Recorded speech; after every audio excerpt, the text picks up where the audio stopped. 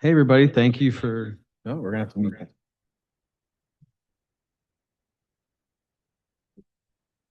Appreciate everybody being here for our 2026 budget highlight presentation for the 2026 budget. Um, Definitely want to introduce our CFO, Tom Seaman, who everybody pretty much knows at this point, especially in the room, but I know we have some people joining us online as well. Want to thank our Budget Ad Hoc Committee, which is Councilman Ben Euro, Councilman Forrest, and Councilwoman Christina Botatakis. We met throughout the budget season, which Tom's going to go over our agenda today, our budget season, the prep work that went into that. And, we made a lot of tough decisions in this budget. And tough decisions were obviously centered around the challenges that a lot of public entities are facing at this time. Challenges that Tom's going to discuss in further detail, but that we've all been hearing about for the past couple of years, and particularly for the borough. Two challenges that we're going to discuss are ones that affected us through the increases in health insurance and our increase of our solid waste removal for the borough. Those services which are essential to keeping this place running effectively and appropriately, and supporting our staff by giving them benefits that are respectable and that drive public service. Because you have to be competitive in this space to make sure that we are bringing in solid employees, ones that feel supported in both their pay and their benefits, to provide the great services that we do in the borough. So we'll discuss exactly what led this budget presentation. Let me just get rid of that. And the decisions that were made in this budget, and exactly why it's strong for 2026. I think it truly reflects a continued commitment to our fiscal responsibility. You'll see year over year how fiscally responsible we've been in making the investments necessary to support the services that we give to our residents every day. Those services are tremendous in my eyes when you're talking about just a portion of the tax bill that the residents receive, right? The municipal government is just one portion of that. And we provide so many services day after day to our residents and our business owners. And we're really looking to expand on that and provide that same level of service. In this budget, we asked our department heads to be really really analytical as to where every dollar is going, that they are contributing to their department. And, through both Tom and I, we went back several times to our department heads and said, tighten it up, look at it. When we met with the council, they were like, hey, where can we make the necessary changes in the budget to make sure that it is the most defensible budget that we can put. Because I always say your budget document is your guiding document. Your budget document are your priorities. Your budget document is what is important to the town and those that serve in this town. So we really do use this as our guiding principle moving forward. So I'm going to turn it over to Tom. He's going to take us through this, and we kind of want to. We discussed this earlier. We want to make this kind of an open kind of roundtable. If you do have anything that needs further clarification, please feel free to raise your hand, and we can address it then. I think Jim has addressed everything, so I have nothing else to add. All right, let's head out. We're good. Now, I'll just go over this. This is, excuse me, this is my fourth one. I hope I'm getting in my stride now on how to present this. Oh, okay. I don't think people can hear me. Yeah. Anyway, the agenda is going to cover the budget process, our levy, assessments, revenues, appropriations, capital projects, utilities overview, and how some of the caps are calculated. I'll try to explain how we deal with caps, and then we'll have a question and answer at the end. Our process, we started way back in September in the fall, getting the departments to try to start working and thinking about their budget. We have a program on our Edmund system where people can input, and Jim and I were reviewing that. And like Jim said, we went back and forth with everybody to try to keep basically they're dealing with their other expense. Salaries are kind of fixed. They're dealing with their other expense budgets, dealing with like planning board, they might have attorney costs or special projects or, special software, different things like that. So some things like that, we couldn't really adjust, but we went back and forth and most budgets stayed flat. Some of them decreased and some things in the police department or whatever, they had additional software needs. Some of them increased somewhat. Basically, we really got together with the ad hoc committee in March, went over it again. Jim and I went over it again after that. Presentation today. Next week, we're going to introduce the budget. And there's no discussion at the introduction. And then on May 14th, the required amount of time that we have with the state, we will do the adoption. It'll be a budget hearing. And we'll have discussion and anybody can ask questions now or even at that time. A lot of the things we were talking about is our long-term planning. We look ahead.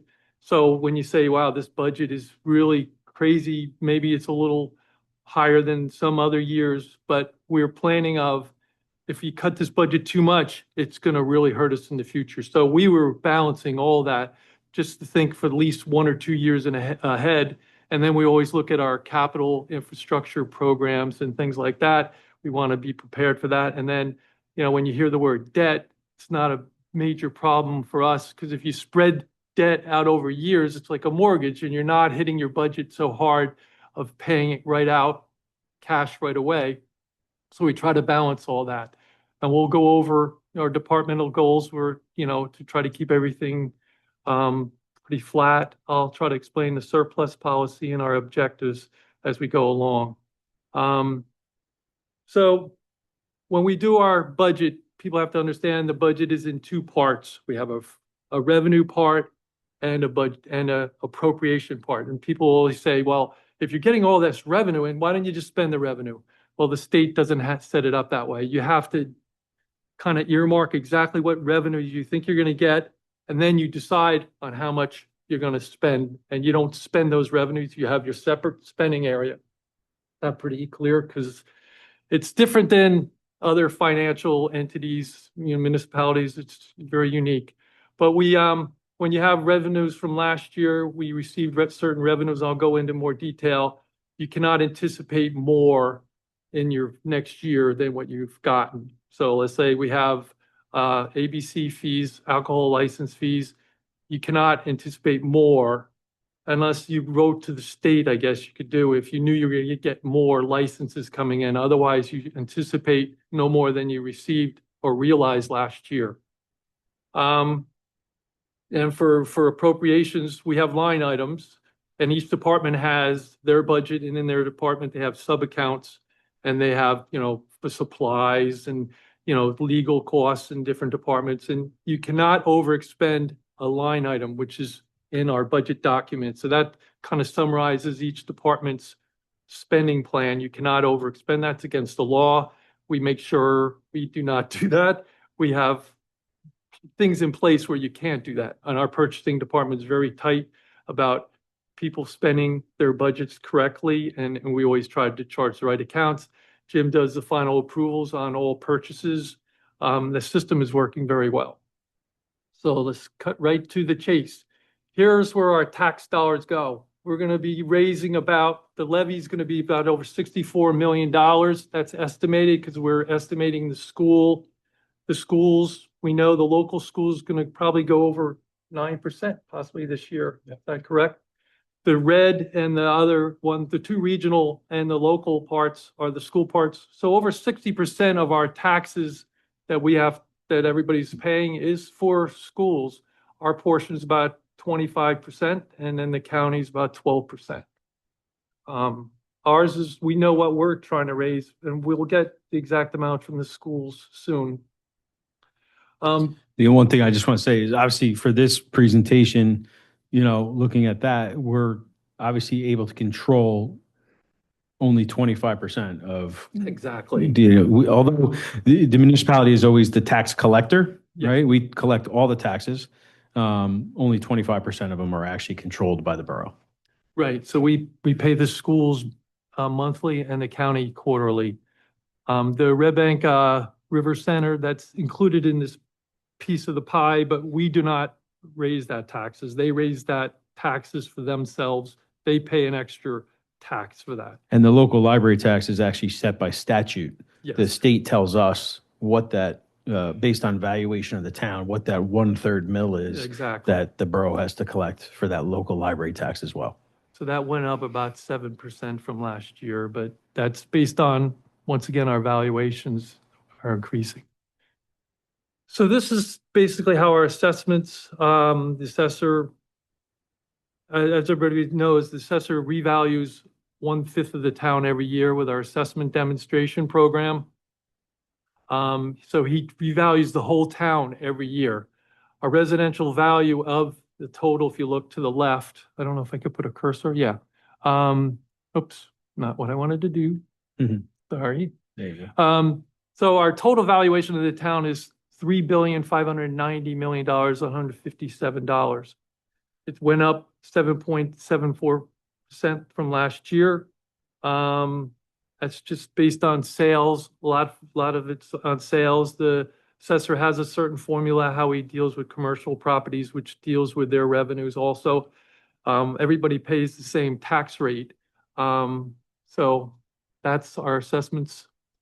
Residential property at $2,218,000,000. This is basically how it's broken out. Residential is over 61%, commercial is 27%. If anybody has any questions, I know this is pretty exciting stuff. This is what I deal with every day. Numbers, Tom talks about this stuff at cocktail parties. Yeah. yeah, I like numbers. I'm not so great with words, but I manage. You're doing great, Tom. Yeah, thank you. Thank you. You're a good supporter. So this breaks down another way of showing it, the proportions of everything from the pie chart. Let's see. if What I- each cent on our tax bill would. Yeah. So basically, if you look to the bottom left corner, our projected tax rate is going to be lower, and that's a good thing. But when assessments go up and then all the other county schools and stuff increase maybe a little less than what the assessments go up, the tax rate will come down. And I think the one thing to note, like that county tax is an estimate right now, right? Yes. Because we don't have that true number yet from the county. That is correct. And I estimated the county at about 4%. Last year, the county was 4.26%. And the regional school was 9.76% last year. So based on trends and what it does, these estimates, if I estimate, not exactly perfect science, I just need to have a ballpark figure where they are because we have to raise, I guess let me, there's an item called the reserve for uncollected taxes where we're estimating all the amounts that were supposed to come in and we have to raise more money for a reserve for the people that don't pay their taxes. So everybody here who pays taxes has to pay a little more for the people that don't pay the tax. And what was our tax collection rate last year? It was over 98%. So we do have a strong tax collection rate, and that's attributed to the tax collector's office, Yes. who does outreach and things like that to make sure that, the burden isn't passed along to other people. Yeah. So the stronger the tax collection rate is, the less of a burden it is on everybody else. Correct. Our collection rate was about 98 last year, and this year also, I think it was a little less. And what you do, if you have a higher balance of what's due, you can raise more money for delinquent taxes that you're going to receive. And then you be a little conservative there because if some properties go bankrupt, you can't collect for bankruptcies. Anybody have any questions on that? I think that's pretty straightforward. All right, so this is our famous dollar bill picture. So the average property value residential value is about $651,000. Based on that, with the tax rate that we had at 1.799, the average taxpayer would be paying $11,729. That's broken out where 12% of that would be $1,372. Our levy would be $2,989. The local school is, this regional school is at $2,819, and the district school would be $4,337. Since we have no control of the county and the schools, the bottom thing is basically what you would pay of your taxes to the municipality, of that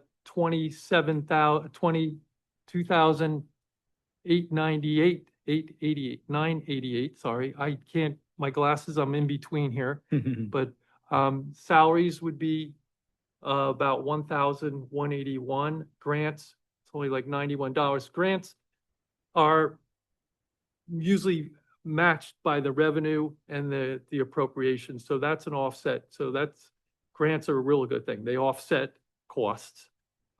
We have grants for drunk driving enforcement, pedestrian safety. Jim's office and our grant writer are always looking for more grants. That's a really good thing. We have some grants out there for electric vehicles that we're waiting for our Public Works facility to kind of be able to support that. So the utilities, we'd be paying $55.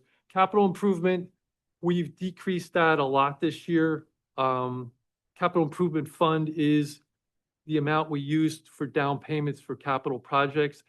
Last year, I'll get into it with our revenues, we received a settlement from Riverview for over $1 million.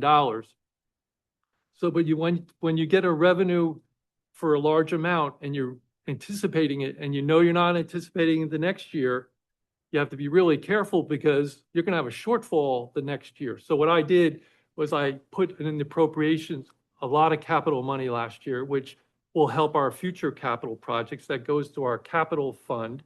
And then this year I went way down because we weren't gonna get that revenue. I was just trying to think ahead on that.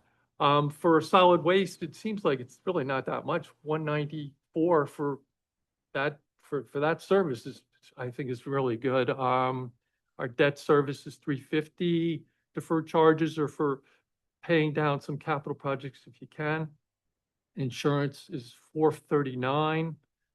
Insurance really hurt us, and Jim went over that. It's over 25%, but we're not even in the state program, which went up over 30%. I know a lot of different towns are having problems, and their increases are more than ours. Yeah, the insurance increases statewide, nationwide have just gone crazy. I mean, they have gone crazy. They've hit the school district, they've hit everybody particularly hard. I think that being in the health insurance fund that we're in was able to help us in this situation where, you know, ours looked at a 26% increase, which contributed to about About over $1 million. $1 million of the budget. Basically, that's the bulk of our. That's the bulk of where our increases are. But again, state health benefits is looking at a 33% increase. You know, those towns that are in those plans are seriously struggling to come up with other options. And this is something that we're going to monitor through this year, particularly as to what we're seeing, because I think everybody's in the same boat. Everybody's going to find a way to level the playing field, and we're going to be very transparent about how we're navigating that as a town to make sure that we're getting the best rates. It helps that I'm a commissioner on the health insurance fund to drive these decisions that are being made to bring those costs down when we can. But again, the services are just incredibly expensive. And, you know, the claims histories that we've had, particularly in Red Bank, are pretty good. You know, our employees are pretty good with their claim histories. However, you know, when you talk about these things just nationwide and the impact that they have on these health insurance funds, they're balancing too, because they're trying to build a surplus so that the next year doesn't hit us even harder. So it is something that we're monitoring closely. Even if our experience rating is good, you're in a pool Right. where some other ones might not be, and that might hurt us. But overall, if you're in a bigger group, it should help. in the But long I think what this showing here, right, of the almost $12,000 in an average assessed home that's paying $12,000 in taxes, of that $2,900, which is the municipal portion of that, you're getting the services as a town of, solid waste collection, recreation, our police department, our public works, our water utilities guys, all the things that make this place tick on a day to day for that $3,000 a year. I mean, to me, it's pretty incredible when I think about what happens here just day in, day out for Sure. everybody in their homes. The shared service agreements that we have with other towns that bring costs down but still provides that great service. There's a bunch of different things that we take into consideration when planning for that $3,000 that's going to every home is contributing back to the borough. That's exactly right. So here's a summary of our tax rate. So you can see what I tried to do is, I know we have some increases, but I kept the tax rate the same as last year. Say, well, that's great. Well, it depends on your assessment. If your assessment's gone up with the average assessments in the town over 7%, there'll be an increase of that percentage. But if your taxes stay flat, your assessment stays flat, you won't have an increase from the municipal part. And it's really hard to judge that because the assessor says, well, maybe a third go up higher, some stay the same, and some decrease the assessments. But it's a program based on the way the assessor does it. He has neighborhoods and he adjusts the whole neighborhood by sales in that neighborhood. And they have that inspection program with 1/5 of the town being inspected. So he has all those factors and our assessments, went up that percent. And what I think that this shows is from that 2022 to 2026 trend, if you look at just the last 4 years back to 2023, 2024, 2025, 2026, the tax rate has decreased. And that's what we're looking to continue to do.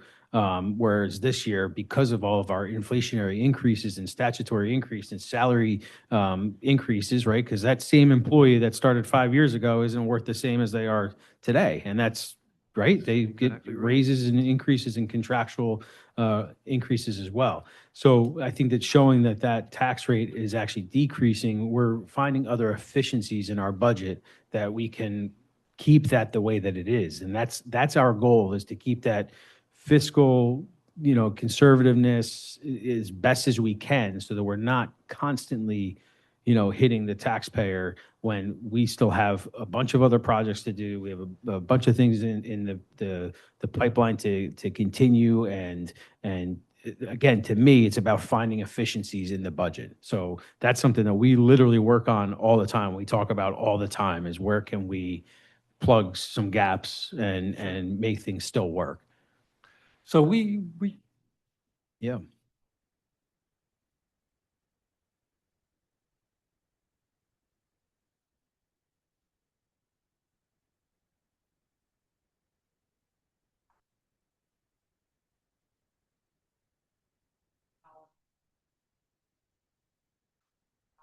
I'm gonna surprise you within a few minutes. It's coming up.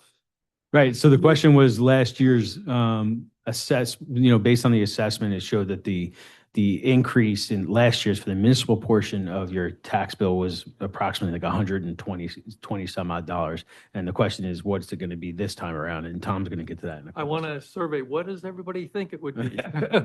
We'll get to that in a minute. But of the $258 million increase, which is the bottom left, people come to me and ask, well, what do you do with all that extra revenue? Well, basically that adds to the pie of the assessment. So that all the assessment valuation goes in that one big pie. So that basically makes your increase be less. It decreases your increase. Because what we want to raise, that top number, the $16 million, is what we're going to raise. So it's not like you're going to have an extra pot from all that extra valuation. That valuation spreads out the obligation. Is that understandable? And again, we have to look at too, right? Our portion of the control, Yeah, right? 25%. When we're talking about the county and school and regional school tax, out of our control. So if those are driving up and ours is going up a little bit or increasing a little bit, everybody's piece of the pie is a little bit bigger then, in that Right, regard. that pie, bigger piece of the pie, but now. Now you it's have spreading out in the over, pie, right. So I like the pie. So I always like to say your increase you have a decrease in your increase. Right, It's less. correct. And people would say, well, I should have a decrease, but you can't because services all go up, all those costs go up. And it's just hard to maintain. Our key is to maintain the level of service. And increased ratables is really what drives helping to stabilize our tax rate. Yeah, it does help, because if you don't have it, you're gonna increase, and that pie is the same piece, and you're gonna be paying more because our costs have gone up. So here's a closer look. This is a little small for me. To the left here, oops, I can't do this that way. It just shows over the years where we were in 22, we're raising 14 million. Now we're up to 16 million taxes. Our valuation trend would be going up just because of cost, especially after COVID. Costs of properties, as everybody knows, have gone up. The valuation change this year was 7.74. That's the top right one. Last year was 9.44. In 24 was a little less at 5.228, and then it was in 23 was 9, and 22 was 11.74. Down the left corner, Just talking to the mic. I'm sorry. That's the feedback I'm getting. Oh, really? All right. Yeah, eyes. I'm sure everybody can hear me, but maybe not everybody Right. outside. And then the bottom left corner is showing 26 blank. There's no increase of the tax rate. So usually the tax rate is decreasing, like we said before, and This year we stayed flat. stayed flat at 0.459. So I can explain how that is when you get your tax bill. Here's the big screen. So our increase for the average homeowner price at 651,000, paying the 2,989 would be $231. Last year was 108. Year before that was 114. When I first got here in 23, there was a goal to not raise taxes and decrease them, but it has a snowball effect in the future if you do that. If you keep it reasonable, and then every year it could be, reasonable. Right. I think that with those challenges that we've been talking about, particularly the over $1 million added to the municipal budget from health insurance, having that increase be $231. Of course, listen, I understand any increase to any household is an increase. However, it's being responsible when it comes to this budget. And, if we can look at keeping a very responsible, steady, projectable and, something that you can anticipate, year after year to plan for that, it makes it much more palpable than these large spikes and, trying to cut when that, just another year later, you're going to feel that even more. And that's why we have a good surplus policy too. That surplus that we've built in the budgets year after year through budget execution, through once the budget's adopted, now actually having our departments execute the budget appropriately is what helps us that following year to be able to put some of that surplus under a good surplus policy towards stabilizing the tax rate, stabilizing the tax increase. So that's another goal of ours that we move through. Once this is all adopted, then we actually move into that budget execution phase where the things are scrutinized as to what's purchased and from department to department. Those department heads still have to come and say, why they need something at that time. It's still a discussion that's had internally. It's not just here's your whole budget, now go spend it all. It's smart decisions that are still being made. Yep.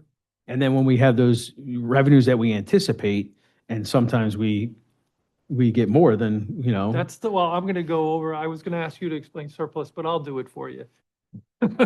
How we get it. I'll go over that in a minute. I didn't do a great job. You're doing a great job, but I don't want to put you on the spot there. All right, so. I mean, like the best we can with this, you know? Entertaining ourselves anyhow. Yeah. I don't know about anybody else. So when we do this. Is it working? That's good. So we have these parameters that the state set. This is a levy cap calculation that we have to do, and it's based on your prior year tax. And then you have some adjustments. We're allowed to increase it by 2%. And then you have exclusions, and our exclusions include pension, capital improvements, deferred charges. And then you have new ratables, which could add to the capital, this calculation. So our maximum amount that we were allowed to have to raise the taxes was over 17 million. As you see, we are only raising 16. I'm not saying only, but we have room where we could have increased the taxes by another $623,000. This helps us for the future to have this under, because we can bank it for the future to use if we're really tight next year with our cap. Though we don't want to increase this too much and add that amount, we did not want to do that. But it just shows that we're trying to stay within the state parameter, and we are with this levy cap. You'll see that our appropriation cap is even tighter than this. So this is basically going to go over how our budget split. Municipal taxes is over half the budget. Libraries, 3%. Our surplus, we're using a decent amount of surplus this year, because the more surplus we're using, it'll make that other part of the pie decrease. I mean, if we only used $1 million less of surplus, that tax part would be a lot more. And local revenues, I'll go over them in a minute. State aid is fixed. They have not increased us. Like in 10 years, they might have increased us one time for like 2%. And that's a weird formula that the state prefers to just give us the amount that they had set in the past. And it's based on some kind of utility function. It's called energy receipts tax, but it seems to stay the same. And I'm sure we're using more of those funds. This is basically a chart on showing the surplus we're using is a little more. We're using 3,700,000. I'll go over how that affects our overall surplus in the long run. Our local revenues are decreased, but like I said, we had $1 million too from Riverview last year, so that decreased. State aid stay the same. Grants are down, but during the year, if we get new grants, we will that'll increase our budget. It's called a Chapter 159. It increases our revenue side and our appropriation side. It's usually an offset. It's not always a match where we would have to raise those funds. So that's good. Delinquent taxes, we're raising 720,000 because our tax rate was just a little lower than last year, our tax collection rate. So we're allowed to anticipate, I think we had a $900,000 balance of unpaid taxes. So I anticipate 700, and anything above that will go to surplus, which is a good thing. You don't want to take that up too much, because if you have bankruptcies or things like that, that would be a problem. You don't want to have deficits in your revenue anticipation. Yes.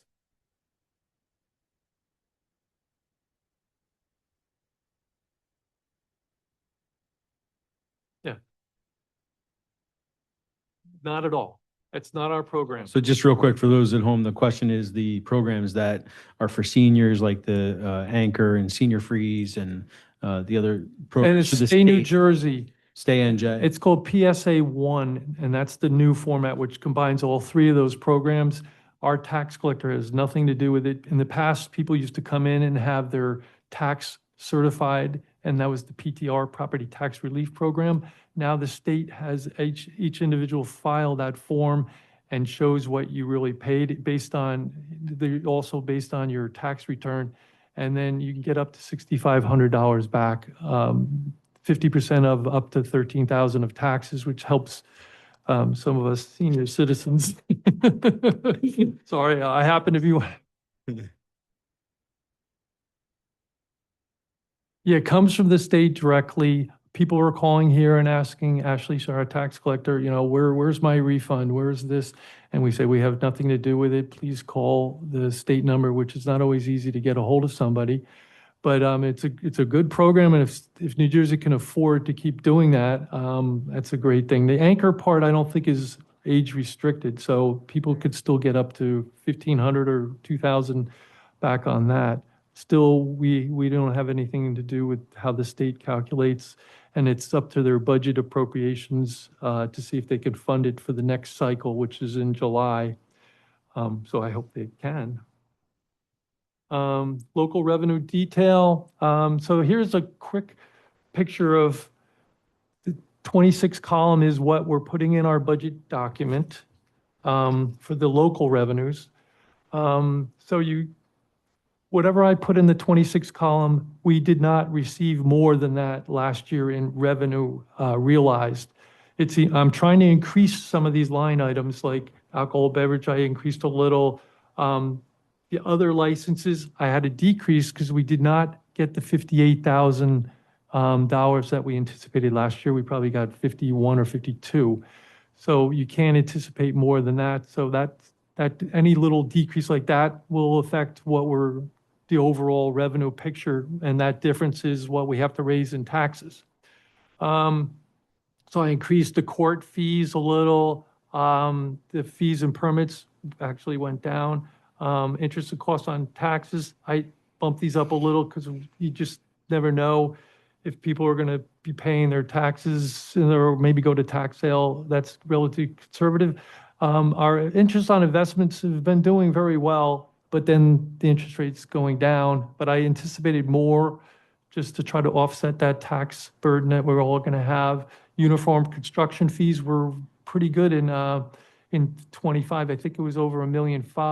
But you don't know if you're going to have a good building year, and you're anticipating everything's going in that direction. But so $1 million, I went up over $300,000 more there. We're getting code enforcement. It's pretty much the same. We get money from our utilities. The top one is a utility money from our water sewer. That seemed to turn around. We had slight rate increases. They're healthier now to do projects and help us. They send us, say, have some extra money. They send us 600,000. I don't know if we can get that every year, but that helps offset any kind of tax increase. And the parking utility is doing very well. This year might have a little downturn because of the snowstorms. Not a lot of parking was being recorded, fees for the parking there. Hotel occupancy fee, that's stayed the same. Franchise cable, that's fees we get from Verizon and Comcast. That's a fixed amount. Payment in lieu of taxes, I increased that a little. That's what we get for some of the pilot programs. Admin fees for police duty, off duty, that's when we have the utility companies come out. Are we doing a project, capital project? There's a portion of the police amount that they get that we get for admin fees. Landlord registrations, similar. RBC field rent, we've worked with RBC. I don't know if that's finalized, but we're working on an agreement. They're going to pay us more. We're doing a lot more field work for them this year. It's great for the town too, but RBC does use the fields a decent amount for the baseball, and we're also going to work on some of the basketball courts for ourselves. But if you look down below, there's reserve for sale of municipal assets. We had a balance sheet item in 25 for 129,000, and it was just sitting there. And what do you do with it? Well, I said, well, let's take it as a revenue. It's a one-time thing, but it helps offset the taxes from last year. And then below it, we have an agreement with Riverview. They'll pay us $230,000 each year for an agreement. I don't know what that agreement was called, but we use that to offset our fire department costs and first aid. Yeah, it's a settlement agreement. It's a settlement. And then the overall settlement in 25 was $1,250,000. That was a one-time thing. So that's why I tried to offset that last year for capital projects. Yes. Cannabis money is not shown here at all. It goes to a trust account. And we earmarked our trust account to help with the recreation programs. And what we're doing with some of it, we tried to take a little out of the rec budget this year and use some of that cannabis money, but we still have over 200,000 or 300,000 in there. But to fit in our different caps and different things. I discussed this with Recreation. I mentioned to Jim that we're gonna use some of the cannabis money to offset a taxable line item, because that helps us. Yes. I think the state's trying to push for you to put it as an anticipated revenue, but I think what we're doing with the trust account, we have more control of it, and that's the way to go. Surplus, Jim's favorite subject, I think. So, When it's going in the right direction. yeah, well, so surplus is calculated in a lot of different ways. When you have those excess revenues, when you have excess tax collected, because you have to have that reserve for uncollected taxes. And so when you have a little extra there, that goes to surplus. When you have prior budget, so this year, at the end of 25, the 24 budget is ended. So whatever balances they have. So Jim and I were saying, don't just spend your budget at the end of the year willy-nilly, because that, whatever you have left in that budget, the net following year, that cancels and that builds up our surplus. So in last year, we had $628,000 that was left, which out of a $30 million budget, that's not a lot, but that's good to help replenish surplus. We had excess revenues of $1,500,000 last year. And our taxes, we had an additional $316,000. The delinquent part was $144,000.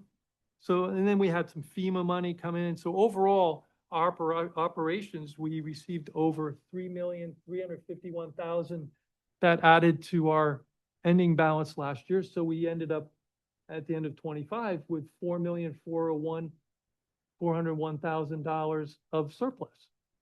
So we were trying to be best we can to lower or not increase taxes as much. We used a lot, $3,700,000, which is 83%, which is a little higher than I usually like to use, around 70%.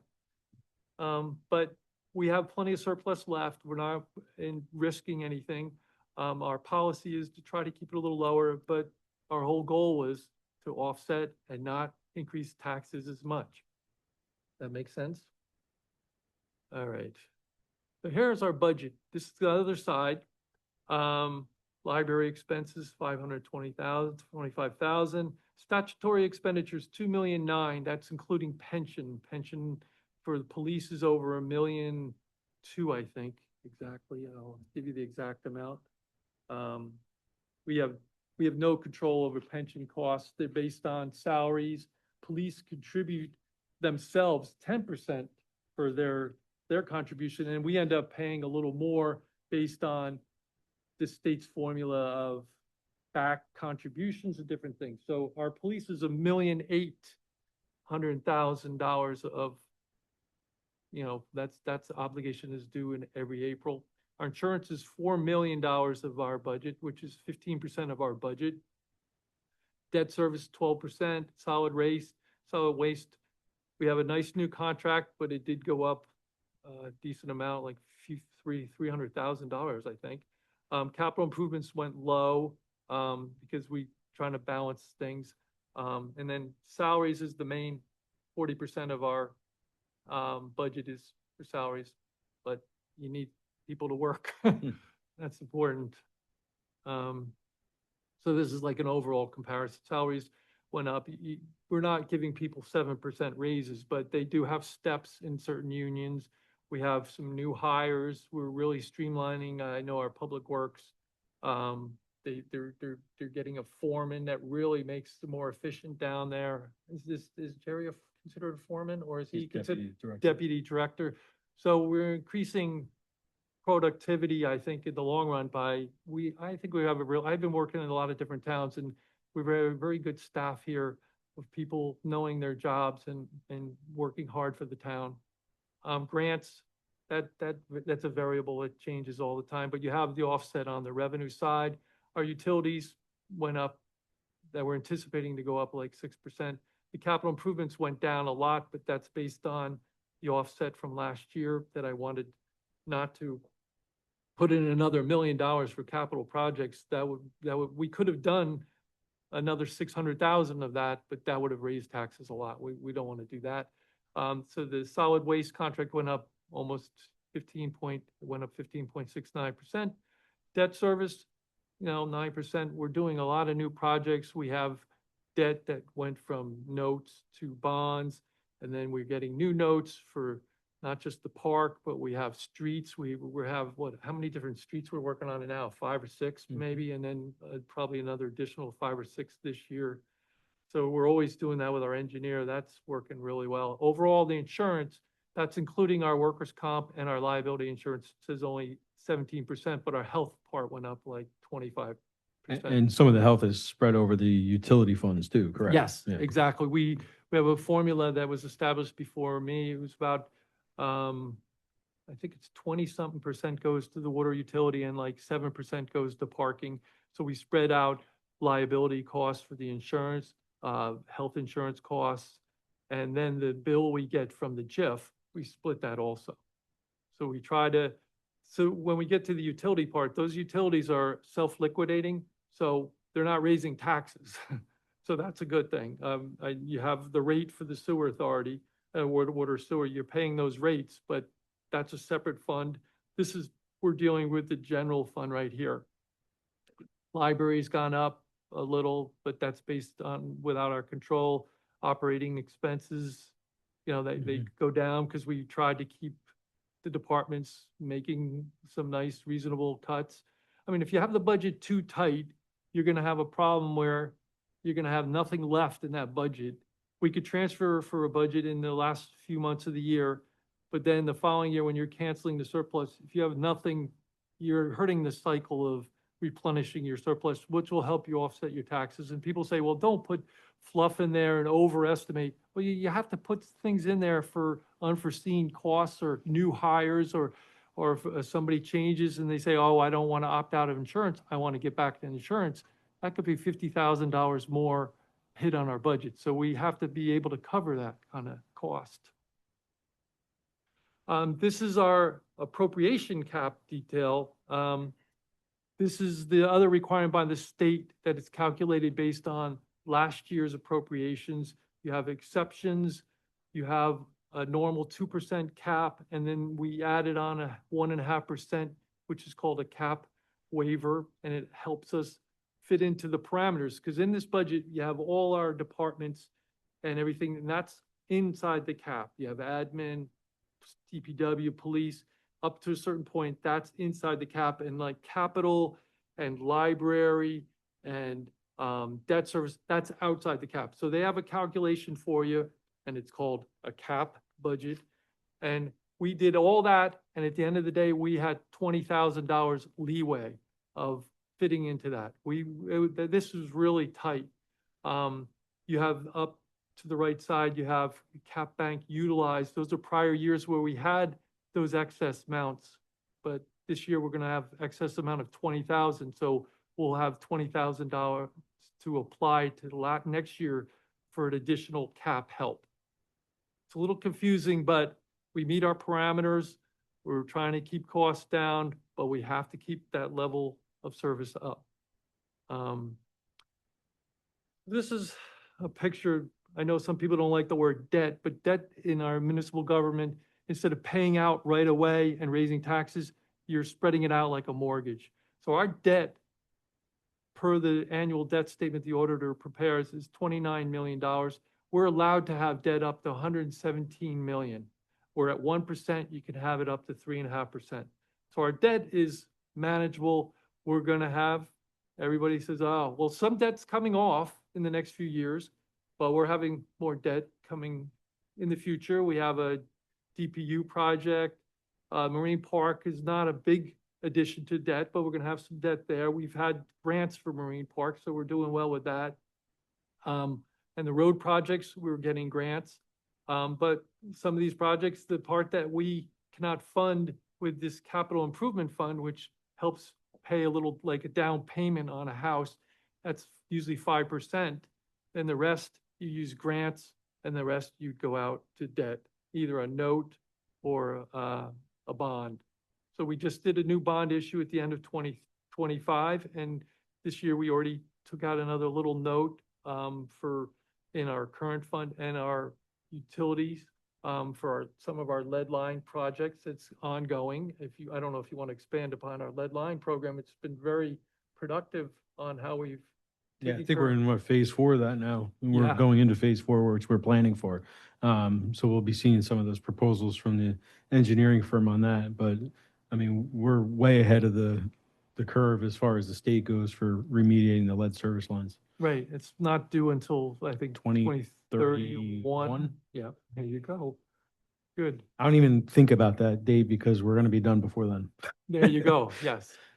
So this shows, I'm comparing a little the debt from last year and in 25, our current debt, general capital is our current, which would deal with this budget.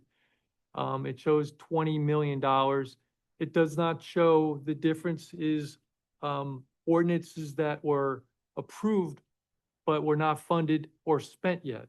So that's another $8 million you add to that, that'll match the 29 million from the other. So what's that spreadsheet. bottom line, that total showing that the debt is falling off over the next, Well, this debt is falling off, but then we're gonna get debt coming on. So this number could go up another $5 or $10 million in the next few years, but debt is coming off every year. Right. Our debt schedule is, we're paying down, let's see, what are we paying down this year? We're paying at least, our debt, we're paying down 3,600,000 this year. For different projects, we have MCIA lease money, which the county has a program where we could buy vehicles and any capital related item that has a useful life over 5 to 10 years. We could buy that through them and they'll lend us the money, and that's spread out over time. So that's not hitting us like with a hard charge of $100,000 for a couple of police cars, or maybe only one police car nowadays. And it spreads it out over, maybe 10 years for the MCIA. That's Monmouth County Improvement Authority. And we get our bonds through the county now. In the old days, you used to be able to have a bond attorney. Our bond counsel would go out and like bid and get banks to bid on it. But nowadays, all the different requirements for financial disclosure is so costly. Going through the county in a group purchase, you get a better rate and less costs. So that's what we've done since in my other towns that I help out with, that's the way to go. So that's the debt. And some of our capital projects, we're gonna be working on Bridge Avenue, Chestnut Street, Carmen Place, Clifford Place, Parks and Recs. We have a project that's already started to do to the baseball fields, correct? And we're gonna work on some of the basketball courts need some improvements. That'll be in our capital budget this year. Count Basie Park, I know we're gonna work on. basketball courts, right, the bleacher project, Future project, yes, press box, Yep. turfing. yes, indeed. Improvements to the Marine Park, that's kind of ongoing. That was more of last year's project, but it's still being worked on now. Municipal building, I think we're gonna get a new HVAC It's system. something that we're looking into as well, some security upgrades here to access control, particularly on the police department side, which are necessary since they haven't been upgraded in 20 years probably. Yeah. So then the big one is the DPU project. Correct. And we bonded, we didn't bond, we actually, we did an ordinance last year to start the architecture, the engineering of the whole project. Right. And we're going to split that project between our current budget and our water sewer and maybe parking. I'm not sure if that is gonna happen, but we're gonna split those costs. So that eventually when it gets done, we're gonna have to get some kind of financing, and that will go to debt, but debt could be spread out. If you get a note, you could get a note and you could renew a note for 10 years and you pay it down. Or you can get permanent financing for a facility. It could be useful life of maybe 30 years probably. Right. And they could spread that debt out over that. And right time. now, we're kind of in the phase now between the ad hoc committee on that, with DPU of analyzing what we've been given from the architect, as far as what some anticipated costs are of the new building. So we're still in that phase of kind of going back and forth. Next week, we have a meeting set up with the architect and engineer to delve into that a little bit further. But I mean, the idea is to obviously create a facility that gets our staff out of the 25-year-old temporary trailers that we've been talking about for quite some time, and to make that more of an emergency operations Yeah. place that could be utilized for that, as well as far as a training center. Anytime that we would maybe have to activate an EOC, the Emergency Operations Center, that could be done over there at Chestnut. You always want to have it separate from your your main borough building, just for various reasons. So we're even looking at grants in that area too, and making sure that we have any opportunity for green infrastructure upgrades there as well, and to plan and prepare for our EV grant implementation over there Yeah. too. So there's going to be a lot going on with that site, and all that comes with having to then plan for the demoing of that facility and setting up and mobilizing someplace else our whole DPU operation. So a lot going into that project. It's a great project. It's very ambitious, but it's a necessary project from what I could tell from being here for 4 years or 3 years. But yeah, good project. So then we're going, yes.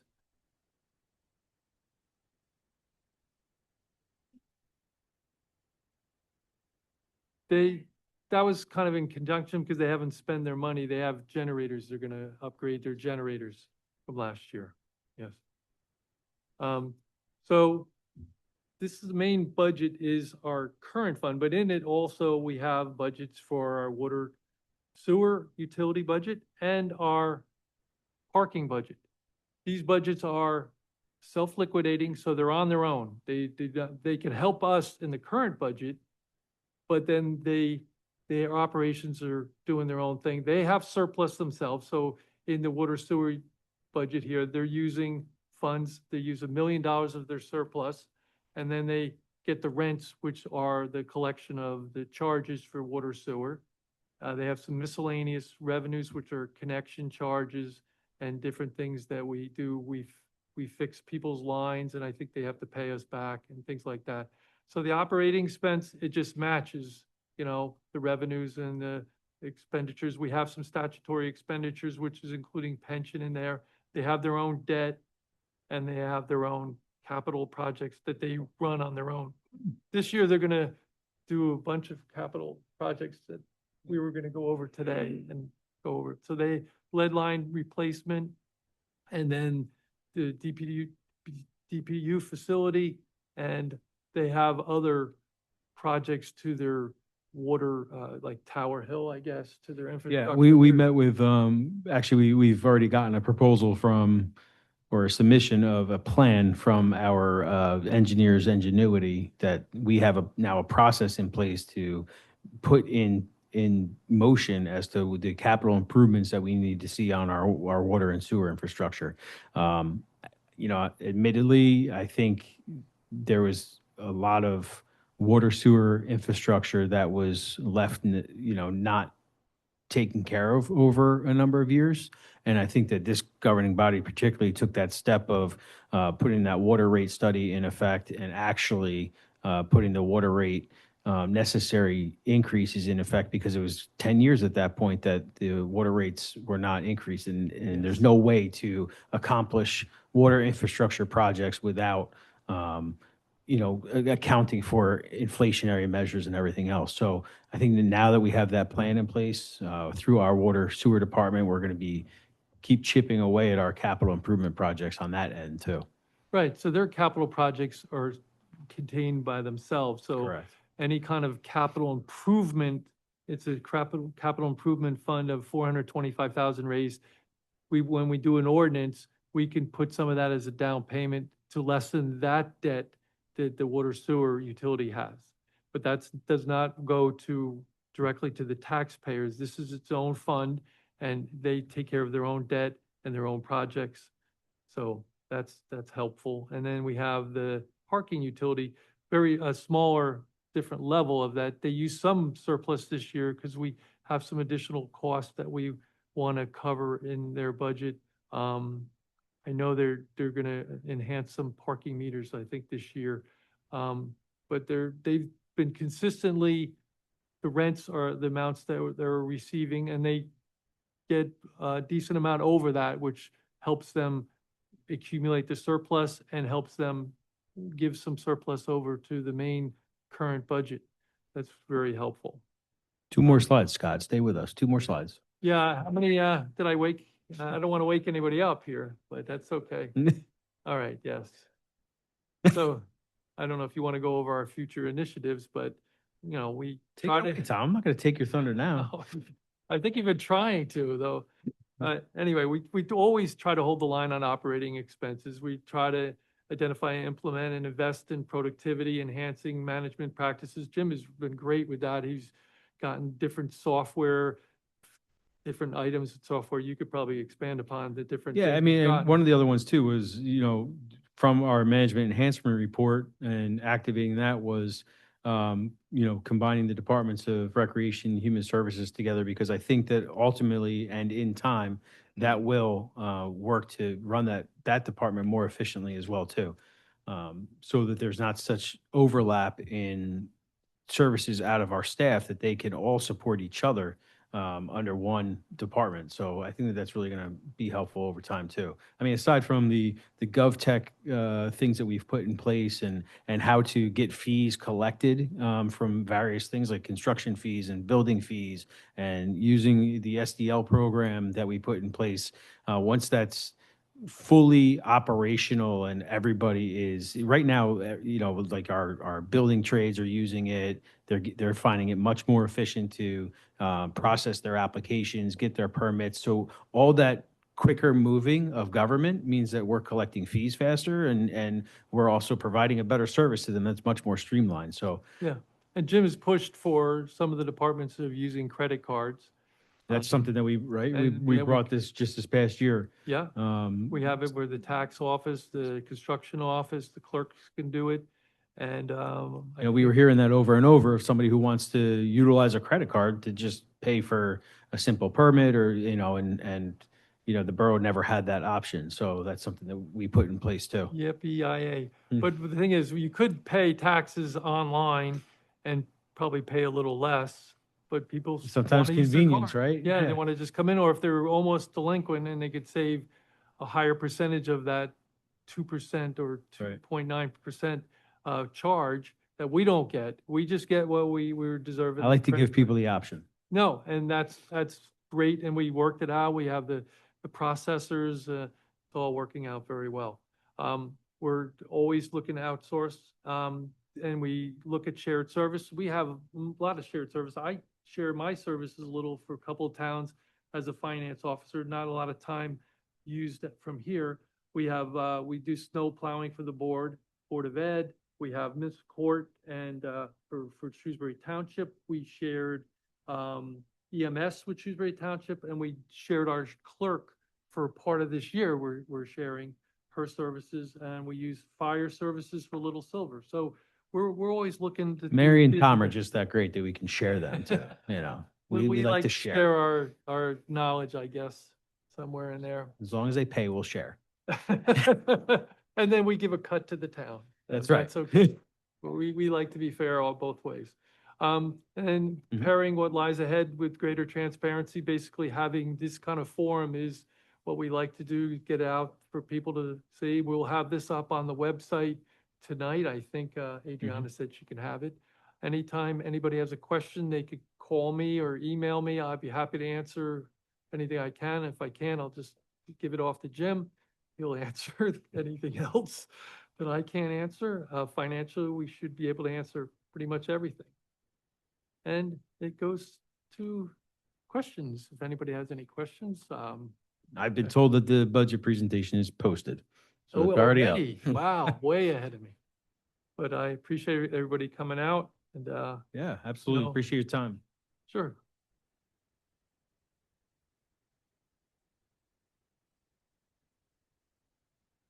Yeah, we actually have a meeting next week on Monday with the SPCA to go over some, Dr. Janone had talked about it, I think, at the last council meeting, some issues that the Animal Welfare Committee brought up, but we looked at that contract even this past year before we signed on it to make sure that they were even coming to, we put in there 3 community events that they would attend to do outreach specifically in our town. That wasn't something that was incorporated before. They provide the humane officer services as well, as long and as well as like any of the trapping. And I know the TNR program is separate, but they also run the TNR program as well too. So we have a meeting on Monday to go over some some of the services that they provide us and make sure that we're aligned with them.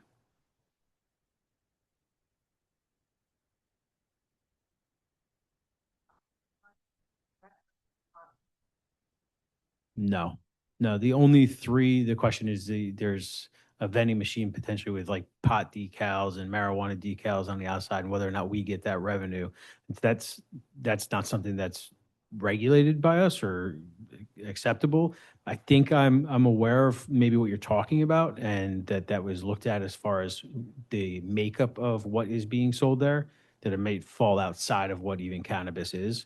Um, but the only 3 cannabis sources that we collected 2% tax on are the 3 cannabis shops that are, bona fide and registered cannabis shops with the town. It didn't work out. That didn't, yeah, that fell through. I think that they turned their license over to the state, so that's still out there as well. Good. Well, thanks everybody for coming. Mr. Ben?